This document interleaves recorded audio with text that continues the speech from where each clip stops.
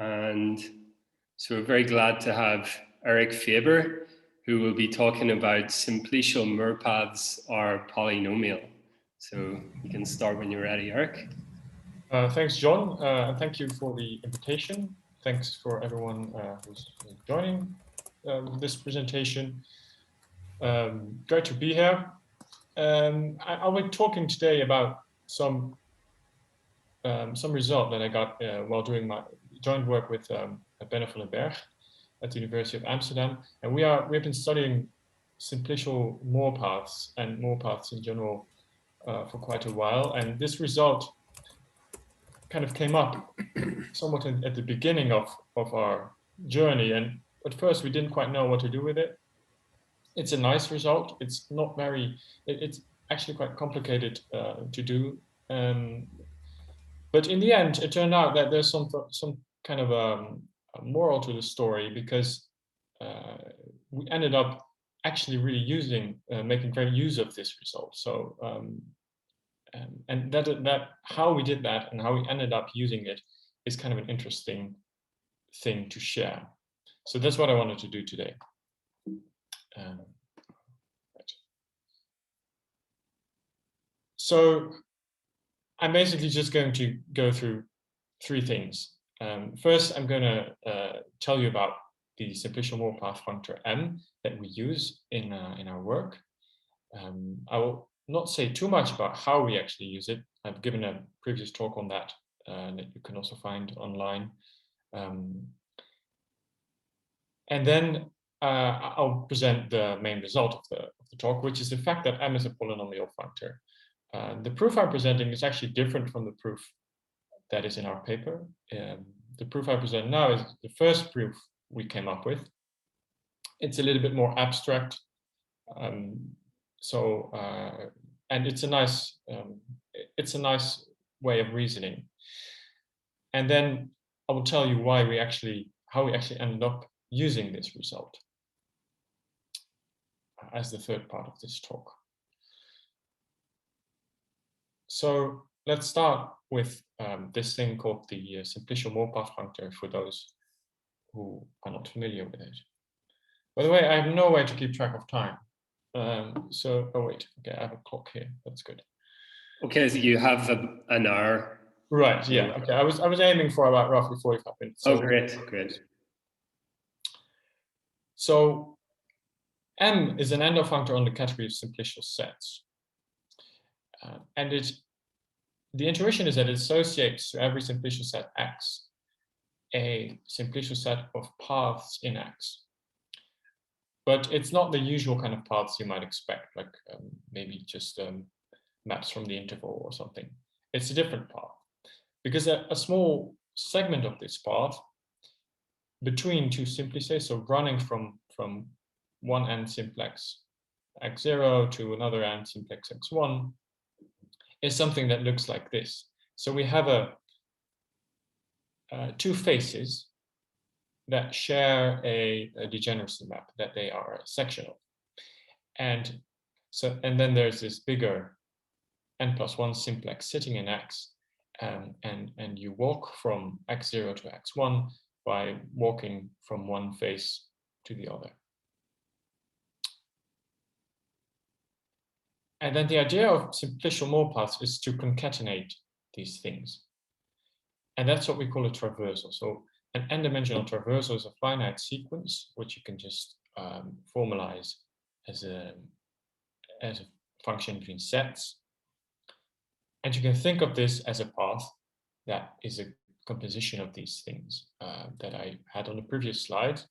But you can do different things, like in this one, I had an i+1 here and an i there, and you could flip them if you want. But the requirement is that they should all be the section of the same degeneracy map, each pair. So if you want to formalize that, it's a bit of a combinatorial hassle, but that's the idea. So we have these concatenations of such things, spans or cospans. I never know which is which.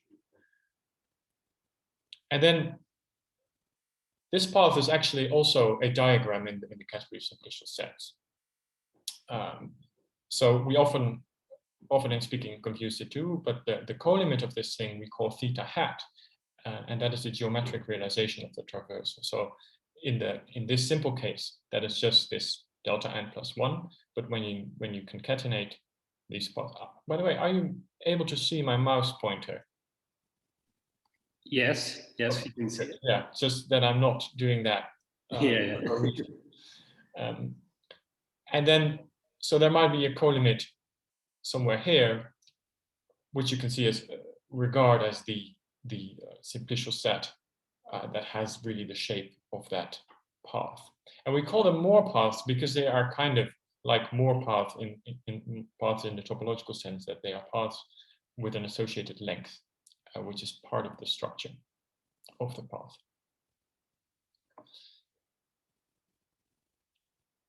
And then not only you can take the geometric realization, traversals themselves, so the recipe for such a path, the set of traversals forms a simplicial set. So an n-dimensional traversal is things that walk from n simplices to n simplices, and there's an associated action from the simplicial category, which is a bit like pullback. So yeah, I'll say a bit more about how you should think of this action in a bit, because it's actually a very important ingredient of the result. But for now, yeah, a traversal is a function between sets like that. And if I have an alpha here from m to n, then there is also a map here. And then you can trust me that you can actually make a traversal here that turns this into a pullback of sets, and is further uniquely described by this over here. So you say something about the fibers and what the orders need to be, and that defines it uniquely.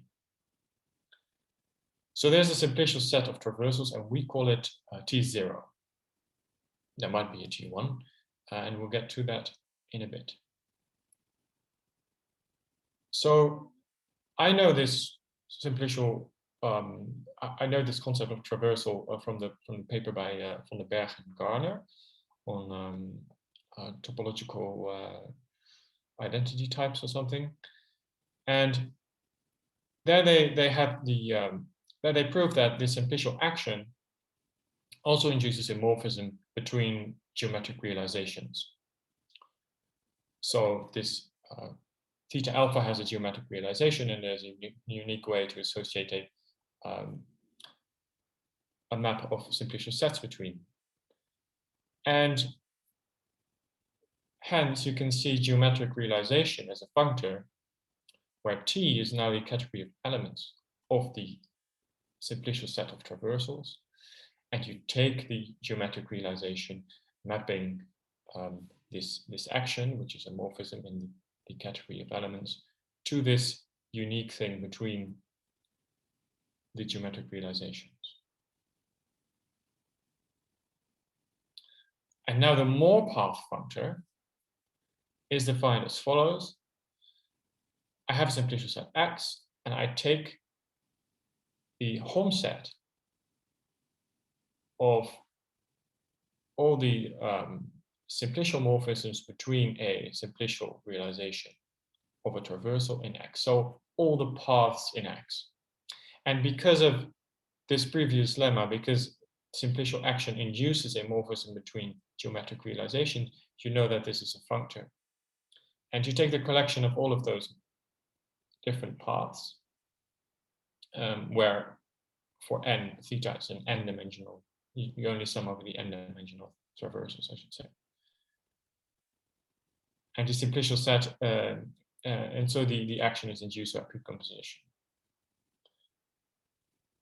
And there's an alternative formulation of this, which, yeah, is maybe a bit contrived, but you can regard this mx as the sum over T0 of m hat of x, where m hat is now the right adjoint to the left can extension of geometric realization.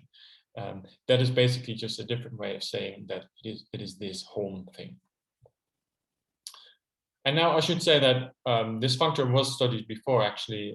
It appears in Clemens-Berger's PhD thesis, as we recently discovered. Okay, so that's all I'm going to say about M for now. And so let's turn to the second part, which is trying to see that M is a polynomial functor. A brief recap on polynomial functors. So with a polynomial in a locally Cartesian closed category E, we just mean a morphism in E. But a morphism of polynomials is not a morphism in the category of arrows, it's something else. It's this. So we have an F here on the right and a G here on the left and a G here on the right. And then a morphism from F to G is something that goes from the codomain of F to the codomain of G. But then there's something going back, which is this alpha minus going from this pullback back to B.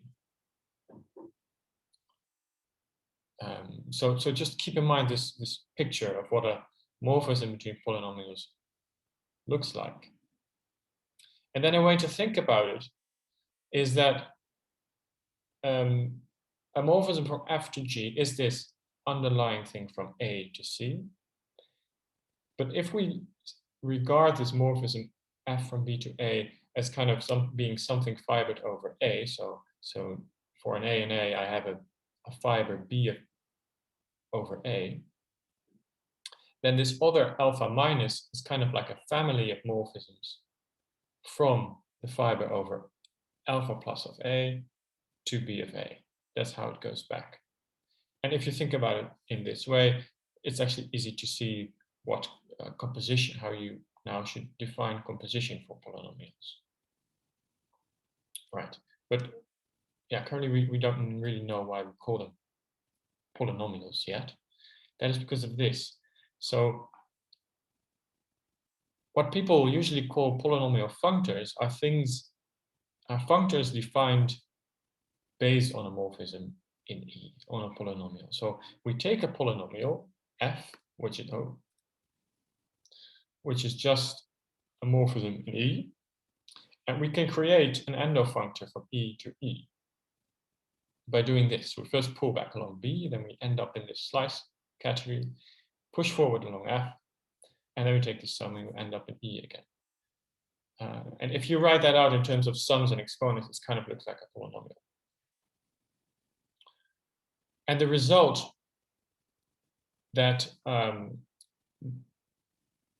is attached to this is that the category of polynomials, as I just defined it, embeds into the category of fibered endofunctors from E to E. I will not define what a fibered endofunctor is. It's kind of a really nice endofunctor in some sense, because you have an endofunctor on all the slices.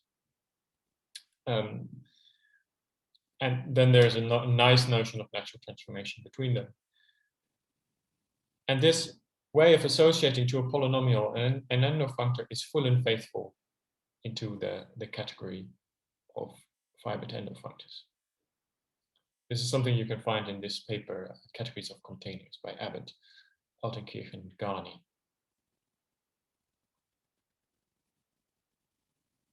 Right, so this is what we call a polynomial functor, something of this shape. And recall that we want to show today that the Moore-Path functor M is of that shape. It is a polynomial functor. And why we want to show that, well, we really didn't know at first. But at the end, I'll say a bit about why it is so nice. So there's a canonical retraction, R theta, from theta hat, the geometric realization of a path. So it's something that looks like a path, a simplicial set. And it pulls back into its endpoint. Because recall that these traversals were made up of things that are sections of the same degeneracy map. So we can actually retract each little segment into the endpoint. And so we can retract this colimit into the endpoint. And we just squash a path back to the shape of the endpoint. And this has two sections worth defining, namely the source and target of the path. So the very first face map at the beginning of the traversal and the face map at the end of the traversal.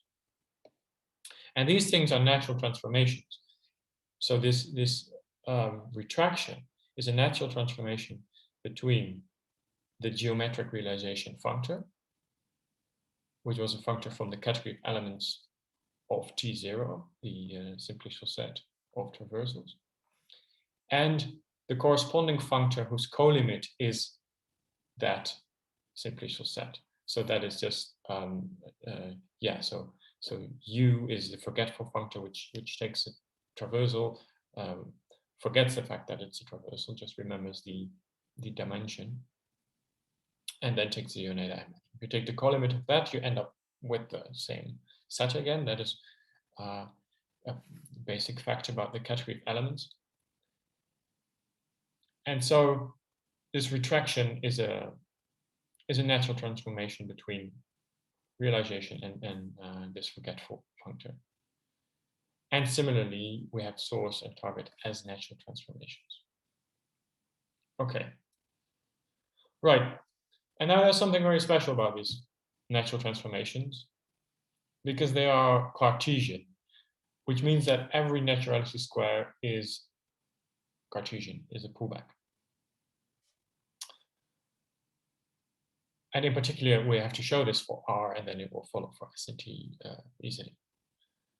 So what I claim now is that this action on traversals that I defined before, that pullback combinatorial diagram in set, is actually a pullback in the category of simplicial set. So we have this fact that if I pull back my traversal or my path along alpha, then I get the geometric realization of the simplicial, of the traversal that alpha acted on. So why is that the case?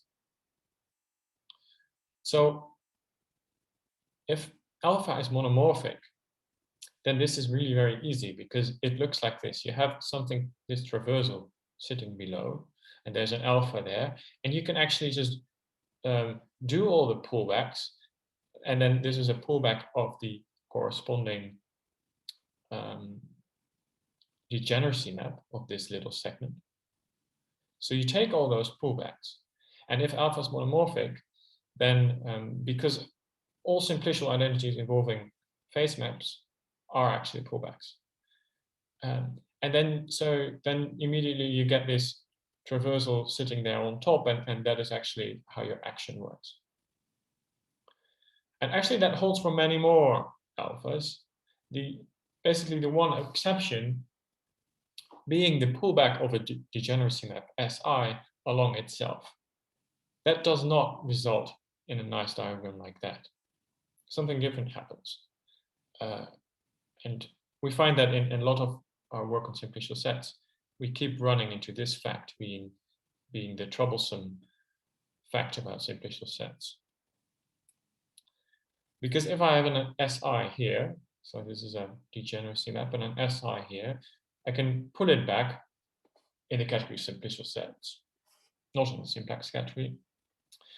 And I get something, and that thing is actually a push out.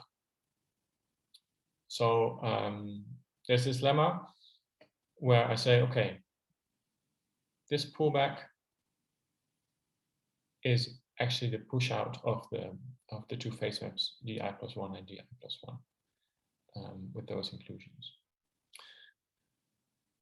And what you see is that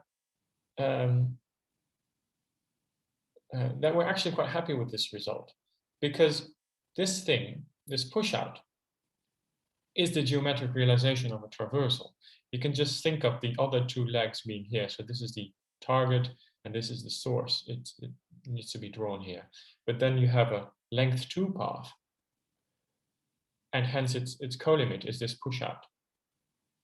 So what we find is that if we pull back Si along itself, we do not get a simplex, but we do get a traversal. And that is why the action works. And it still works by pullback. But you get something more complicated. So every time you have an SI, the traversal doubles, that segment doubles in length. Yeah, curious fact about simplicial sets. So we end up with this result that we wanted. So the natural transformation R, the retraction of a path onto its endpoint, is a Cartesian natural transformation. So now I'll talk about how we use that result. So if you have a natural transformation, you can take the co-limit on both sides, and you end up with a morphism between two objects. And recall that I said that the co-limit of this Yoneda after forgetful is your original object, T0. And now we call the co-limit of the geometric realization functor, we call it T1. So, right, so we do that for our retraction, and we get three objects. We get a kind of a retraction from this strange T1 into our simplicial sets of traversals, and it has two sections, source and target. And now we may wonder, well, what about this pullback? So we have T1, it retracts into T0. We might have a traversal sitting here in T0. Yeah, what happens if we pull this back? And it would be really nice if this question mark here would be the geometric realization of theta. But is that true?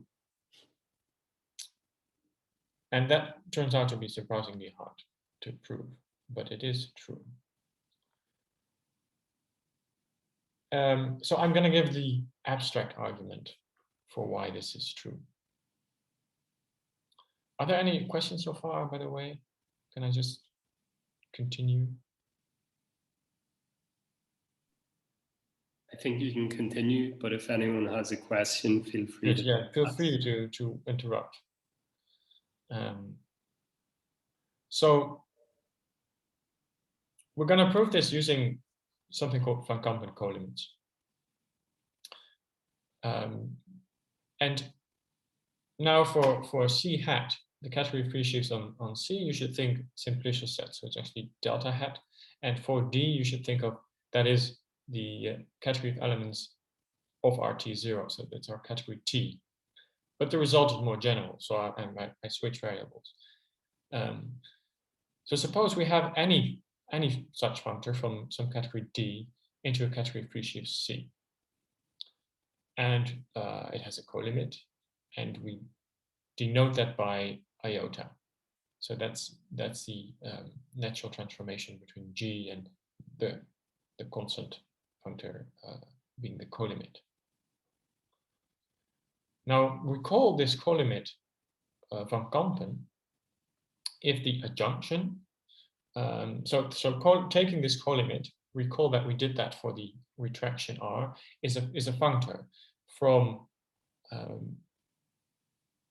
functors over G to morphisms over the colimit of G.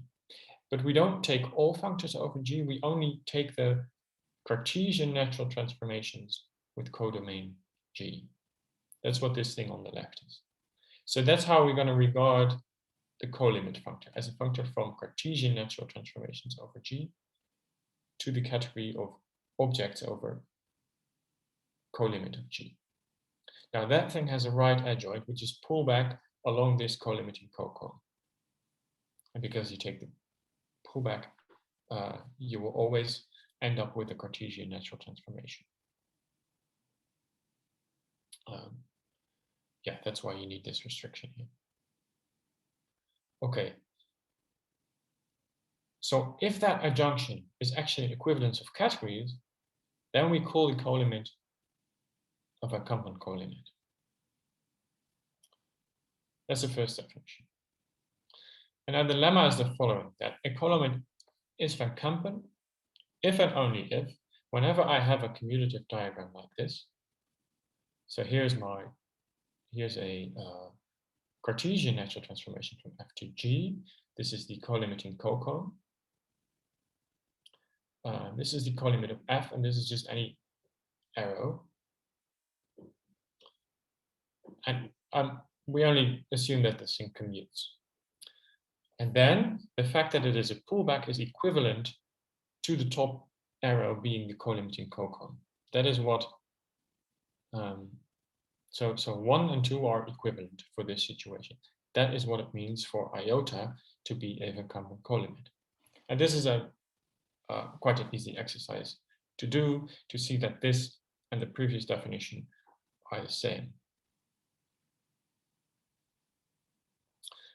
And now back to the original problem, because of course what we want is to fill in for F and G, and for these colimits, we want to fill in these objects. So if we can show that this iota here is a Van Kampen colimit, then we know that this thing is a pullback if and only if the top arrow is a co-limiting cocone. And it is by definition, because we define it in that way. So then we know that this square is a pullback. It seems a very involved way to prove that a square is a pullback. But it was needed at the time, and an elementary proof is actually not that much easier to do because of the combinatorics with traversals. Okay, so we want to show that this iota is a Van Kampen colimit, and that actually is also a general result. The co-limiting cocone from the category of elements of the colimit of a category of elements is a Van Kampen colimit. And for that, it is enough to show that this thing here is an equivalence of categories. And that was actually the easiest way to show it, not the other definition, surprisingly. This seemed the best approach to prove that these categories are equivalent. And it's not as easy as you might think. This is really a very, very detailed exercise in category theory where you have to keep track of many things. So I'll also not go over the details too much. But then this is true, and so this is how we get to the result that simplicial Moore paths are polynomial. Why? So we now know that this. Let me just go back. We now know that these squares are pullbacks. So geometric realization can now be achieved by just taking the pullback of an element theta along R. But then it's really easy to extend this functor to all presheaves on the category of elements of T0, because a presheaf on T is the same thing as a morphism from X to T0. So we can just say, okay, well, we extend it by just taking this pullback. And that is then left Can extension. That it's very easy to see that once you have a functor defined in that pullback way, then left Can extension must also be this. So now we have a really easy expression for the left Can extension. And recall that we had an expression for the Moore path functor in terms of the right adjoint to the left Can extension. And indeed, we just fill it in. We now just fill in mx, which was the sum over the right adjoint mx.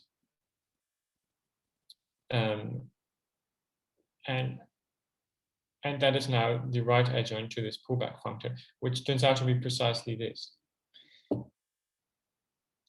But this thing on the right hand is exactly what a polynomial functor is. We take the pullback along R. Oh wait, is that R? Maybe that probably shouldn't be R.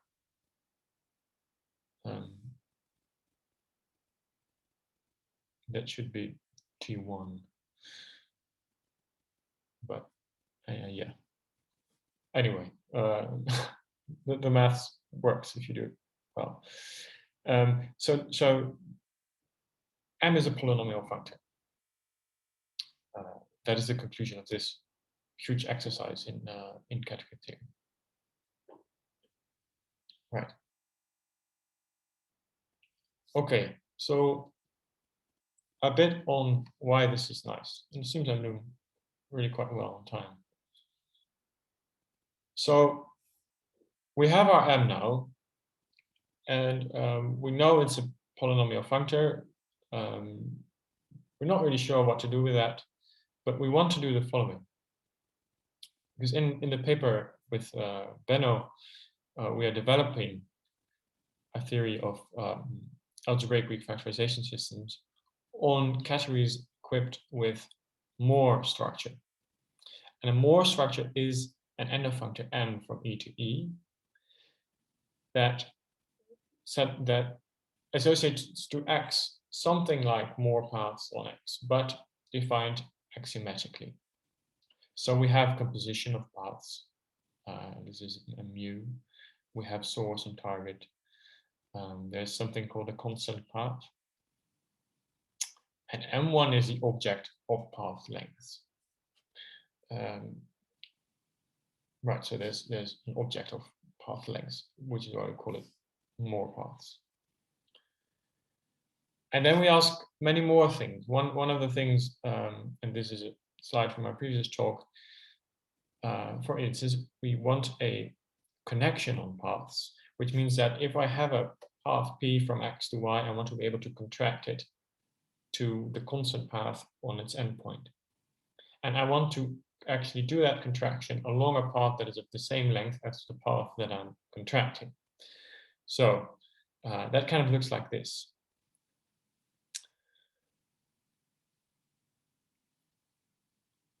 And of that, so we require that this actually gives a comonad structure to M.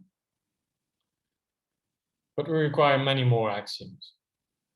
A bit different from the original paper by Van den Berg and Garner. We've modified the axioms a bit on Moore structure to suit our purposes of developing effective vibrations. And like one of the major axioms we put in is this distributive law, which is very complicated. So intuitively, it looks like this. It says something about how this path contraction behaves on compositions of paths. There should be some compatibility there. And it's a very complicated thing to spell out. So the result we have in our paper is that a category with such a Moore structure admits an algebraic Greek factorization system of naive vibrations and hyperdeformation retracts. So it implements some kind of homotopic theory, which is very nice. And if you ask even more, if you ask for a dominance, which is a notion of co-vibration in E, then you can develop a notion called effective vibration, which looks a lot like a Kant vibration, but you can prove in a constructive meta theory that it is stable on a push forward. So we have dependent products, which is nice if you want to model, for instance, homotopic type theory, to have a constructive version of dependent products. And you can show that for the simplicial Moore path functor, if it were a Moore path functor, then things look a lot like Kant vibrations. And indeed, we've been able to show that effective vibrations are equivalent to Kant vibrations in the classical setting. So assuming classical logic, they are the same. But now we have a version of Kant vibrations that even in a constructive setting gives us nice results like stability on the push forward. But the big question, sorry. That's the question. Yes. So in the case of the particular Moore path functor on simplicial sets that we're talking about, yeah. So you have a notion of naive vibration and hyperdeformation retract. So are they, are one of those the effective vibrations then? Not yet. So naive vibrations are kind of a precursor to the effective vibrations. What you do is you combine it with the notion of co-vibration you have. So yeah, an effective vibration will be, well, okay, I'm not going to say things that are wrong, but you know, it's a precursor. So there are several algebraic weak factorization systems that you can deduce, and this one of naive vibrations and hyperdeformation retracts is only a precursor to the effective vibrations. And for instance, we don't actually really know what the left class is for the effective vibrations. That is kind of a mystery, because you can just define the right class. We have a different type of definition for that. It's a right class with respect to a triple category rather than a double category. So it is a yeah, that's why they are kind of different than the naive vibrations. But they require the previous theory to work. Does that answer your question? Yeah, to some extent, So I guess the comonad structure for this Moore path functor somehow is determining the left class of these algebraic weak. Yes, so they are exactly, the hyperdeformation retracts are exactly co-algebras. Okay. But that only gives you the, well, let's say the naive algebraic weak factorization system. So that's not what the left class is for the effective vibrations. Okay. Thank you. Yeah, so the effective vibrations are a right class for things that combine co-vibrations with these hyperdeformation retracts into one thing. Right. But for this theory to work, you need to prove all the axioms. For instance, this really very complicated distributive law, which you might, if you think about traversals, might prove pretty problematic, because traversals are highly combinatorial objects. The simplicial action is workable but weird. So proving something like this distributive law can turn out into a very cumbersome exercise if you want to do that directly. So how to do that? And this is how we ended up really making use of this result, that the Moore path functor is a polynomial functor. Because there's another fact about polynomial functors that is interesting. So composition of the polynomial functors that arise from a polynomial that you can define as this as a monodal structure on the category of polynomials. Wait, am I saying that right?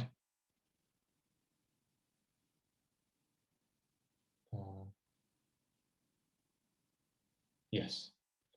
Yeah. So polynomial functors you can of course also compose as functors, and yeah, that gives you a monodal structure on the category of them. And then if you look at comonoids for this monodal structure, then you end up with something called a polynomial comonad. And just as John also reminded us of, we want to equip M with the structure of a comonad. So do we perhaps want to give M the structure of a polynomial comonad? And the answer is yes, that's exactly what we want to do. But a polynomial comonad, and we again make use of this reference, this paper, Categories of Containers. A polynomial comonad is the same thing, it turns out. Well, it's the same thing, roughly the same thing, as an internal category in E. So let me say it in this way first. Every internal category in E determines a polynomial comonad in the following way, in the following way, that the underlying polynomial will be the codomain map, and then, for instance, the co-unit, which is a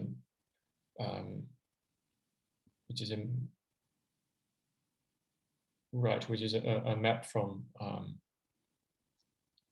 so it's a co-unit on the polynomial. So it's a map from this codomain to the identity polynomial. Oh, there's a G there. It should be identity. You can just fill it in as this thing. So this is just the terminal arrow. And this is your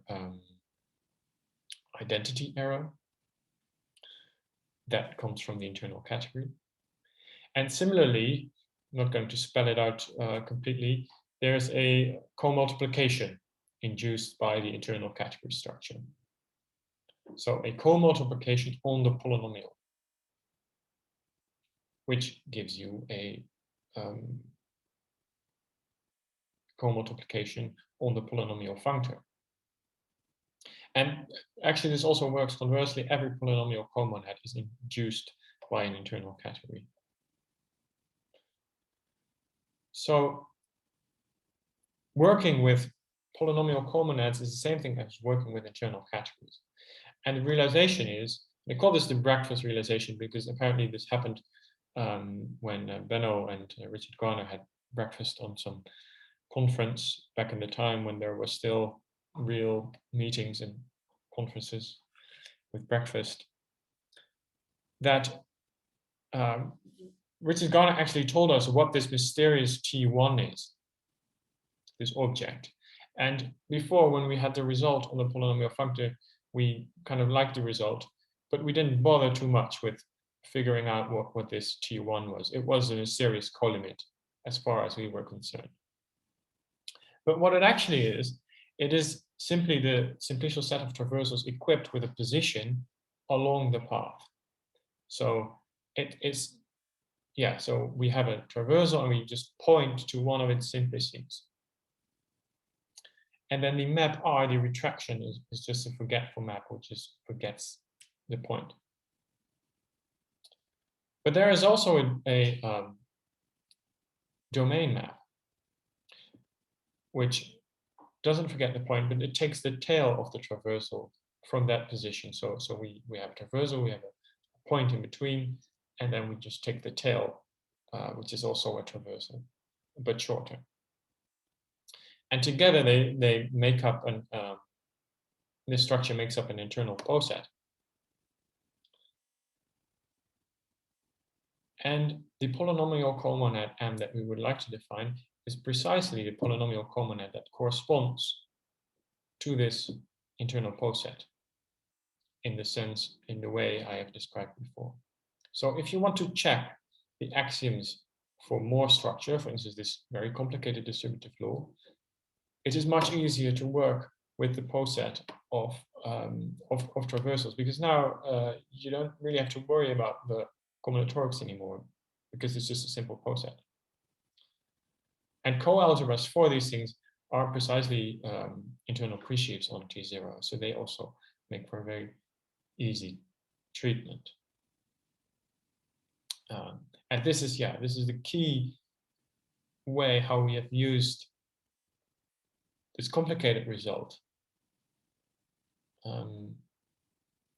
to eventually rigorously prove all the axioms for Moore structure. So that brings me kind of to the end of this this overview.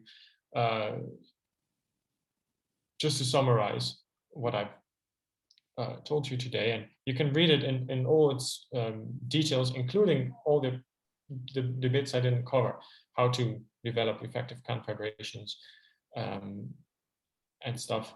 You can find it in the full paper, which consists of 2 parts. The first part is how to develop effective Kant vibrations, and the second part is how to do it in simplicial sets, and that contains this stuff about the polynomial Moore path functor.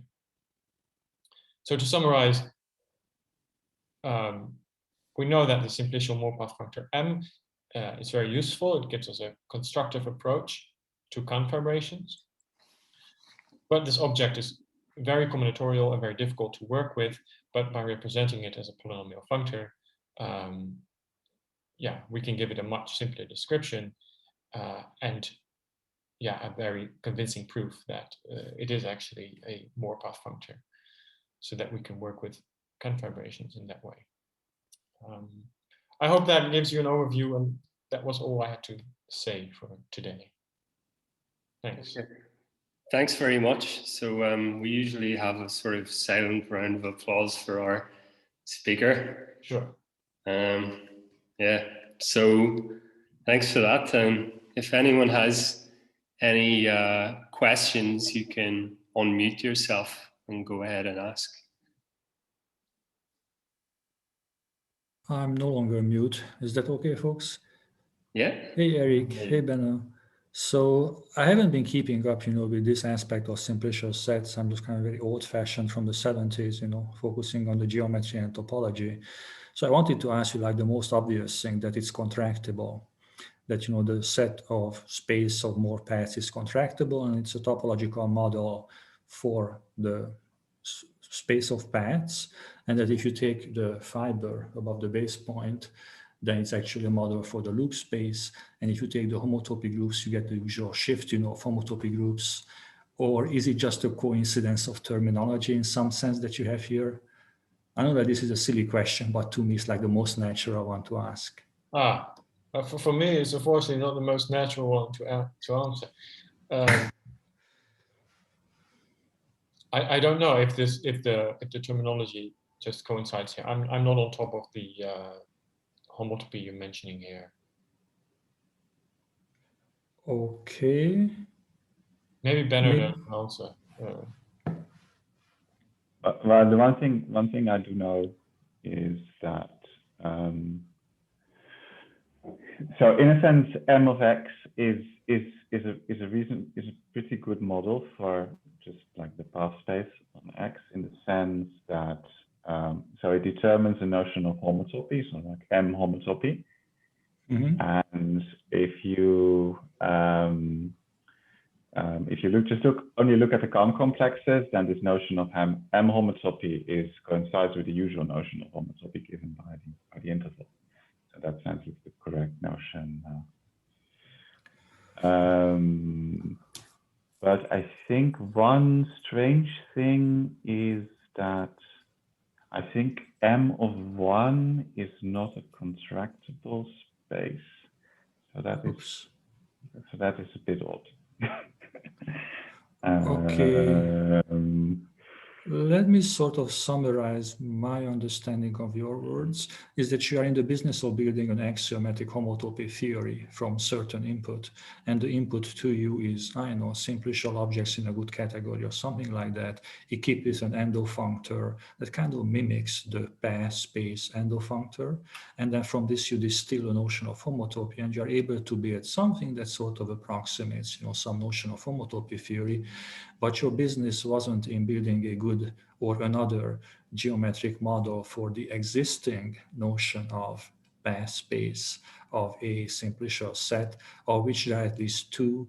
One comes from the degree-wise shifting and taking the fiber and with enough detail and COM complexity is the right one.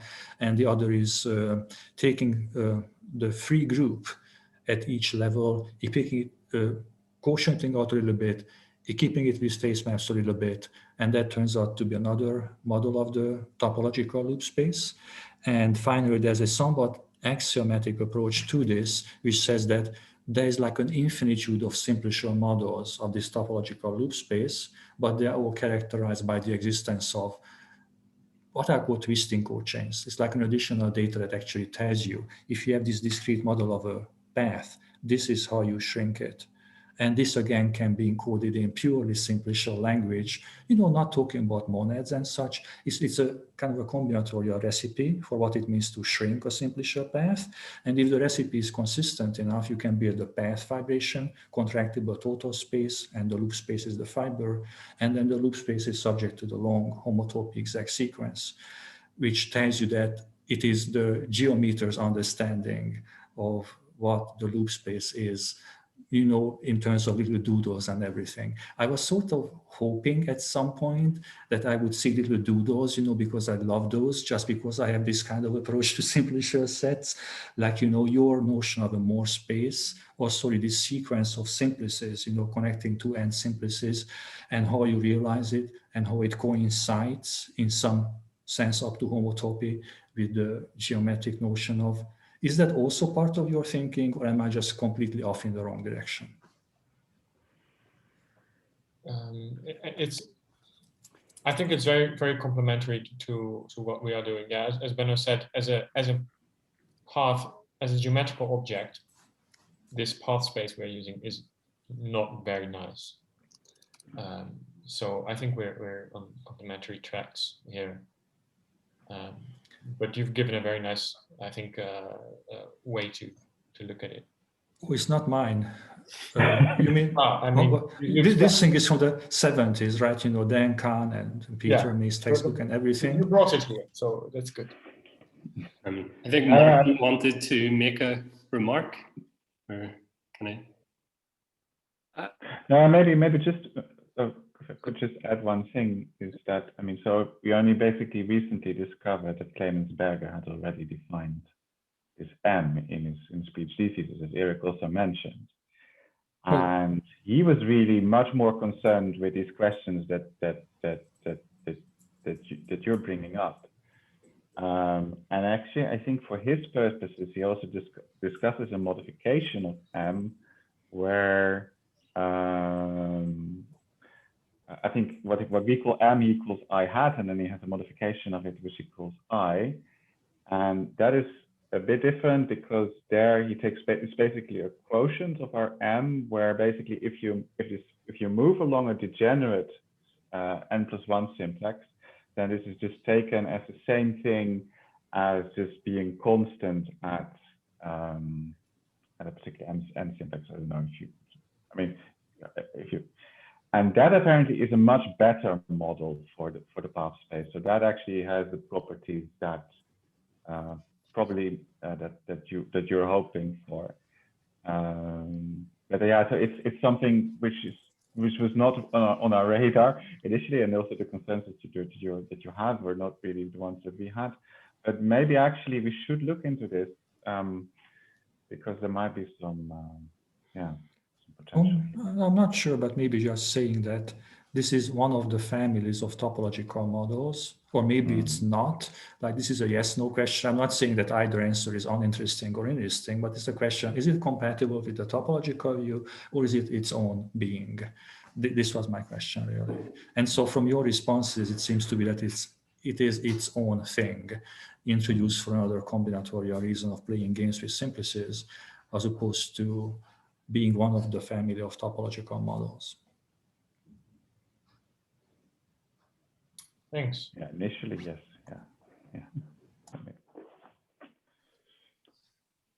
Yeah. Martin, did you want to make a well, I wonder if I might just make a remark, John, because this is at a much lower level of intellectual sophistication. There are lots of, I mean, it's not that I don't have lots of mathematical questions coming out of the talk, which is very interesting, but I'm not capable of formulating them at the moment. But it seemed to me that it might, this is just a human remark, or a remark of a different kind. This seminar is officially taking place, as I understand it, in Central Europe. Isn't that right? And it seems a pity not, given that you've talked about polynomials, Eric, it seems a pity not to mention the fact that the first person who really described the maps between polynomials in a restricted case and thought about how all these things worked was actually born in the city which is hosting this seminar. So the first person who who gave a description of how you move between polynomial functors. It was in a restricted case, they weren't really polynomial functors or anything like this, was actually Kurt Gödel around 1940. Oh, it was Kurt Gödel. Yes. Oh wow. Because this polynomials are the square root of the dialectical interpretation in my picture of this world. So this is really comes from Gödel's dialectical interpretation, the whole thing. So it has a local interest, you see, because it comes from that is very nice. That is a very nice contribution. Yeah, and to extend that, I mean, I haven't given credit where it's due on many of the intermediate results, and many people have worked on polynomial functors, and so there's that. But this is very interesting. I didn't know that. Well, it's one of many noble sons of the great city in Central Europe, whose name is difficult for me to pronounce, but maybe John has learnt how to pronounce this name. But no, Right. that's my attempt. But yeah, thanks for the remark. Maybe a stupid question. This M is a comonad on simplicial sets. What are its coalgebras? Yeah, so those are the hyperdeformation retracts, things that are a bit like deformation retracts with respect to M, but they satisfy some more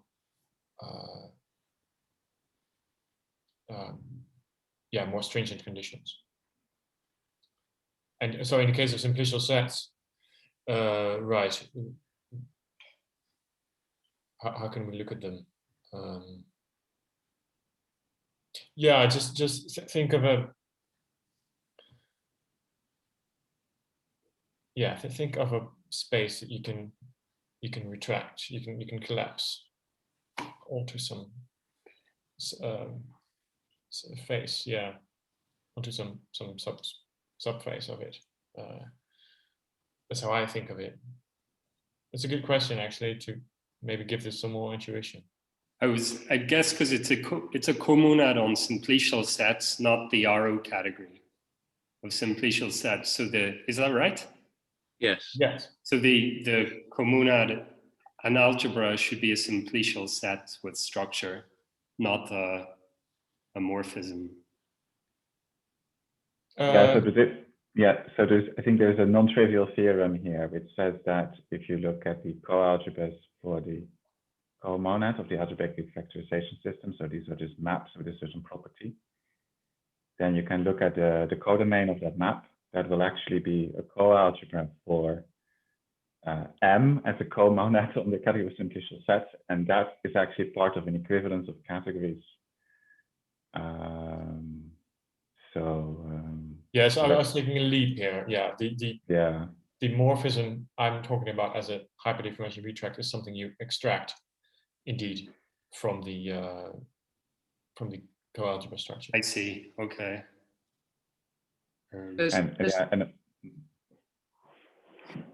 There's a huge unstudied subject here, worth many PhDs in category theory, which is concerned with these monads which also have comonad structure on them and interrelations between them. So this is a very common structure.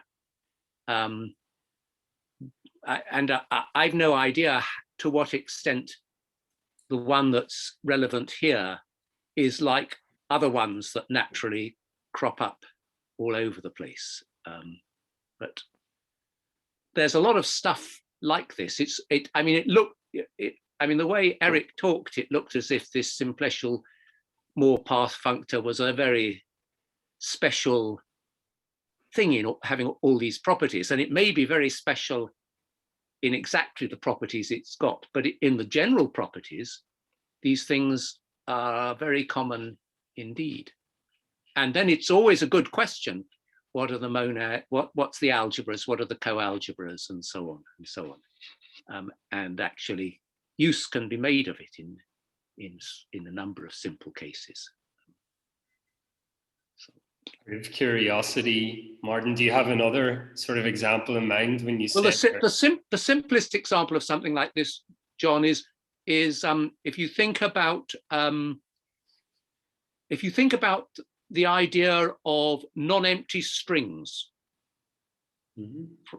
So that's a sort of the idea of a kind of semi-group without unit, so to speak, or something like that, right? Then you can see that it's, I don't know how to say it. If you've got such a thing, if it's on a set A, the thing is equal to A cross itself, right? Or no, it's A plus A cross itself, right? A splodge of A is A cross A plus A, so it's A times 1 plus splodge of A or something like that, right? It's a fixed point for that. Mm-hmm. And fixed points for a whole lot of functors like that. I mean, Richard Garner knows all about this stuff too. Fixed points for lots of stuff like that. They will be obviously monads, and they will also have this comonad structure, and there will be relationships between the monads and the comonads.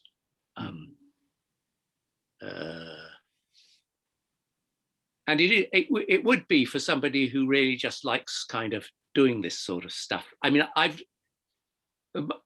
my student Paige North had stuff like this in her thesis, and I've used it for other. I've used the specific thing that I'm talking about. After all, that the coalgebras are connected with kind of forests and trees and things like that. So you can use that. So there's a lot of this stuff around, and it could probably at some stage do with some systematic studies. Thanks. That's an interesting suggestion, I think. Any more comments or questions?